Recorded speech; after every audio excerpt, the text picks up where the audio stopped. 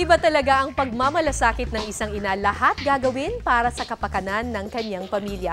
Pero may ilang mga nanay kaming nakilala na handang tumulong sa mga sanggol na hindi naman nila kaano-ano.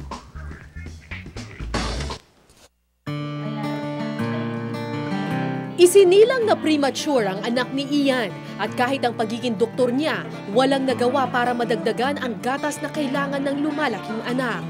Grower na lang siya. Unfortunately, lumalaki rin yung needs niya para sa breast milk and hindi nakakayanan ng mami ko, ng wife ko na mag-produce.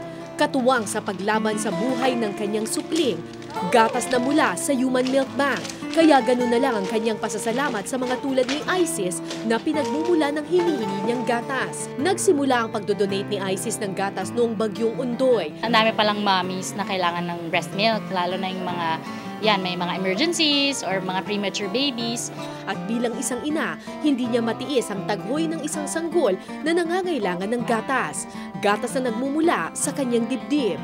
Gatas na bumubusog at lumalabis pa sa pangangailangan ng kanyang dalawang anak. Masarap yung feeling na dede mo lang kaya nang makabuhay ng bata.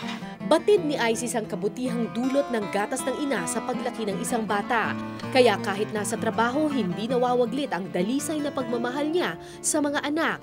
Inuuwi niya ang mga naiipong gatas. Pabor ang isang eksperto sa pagpapainom ng gatas na mula sa ibang ina. If the mother, for some reason, cannot give her milk to her baby, then the second best, the third best would be milk from another human being. Human breast milk is the perfect milk for a human being. And it has a lot of benefits, rather than non-human milk. Subalit mas mainam pa rin daw na galing mismo sa sariling ina ang ipapasusong gatas. It is best that the own mother gives the milk. Because we are not only talking about breast milk, but the bonding that comes with it.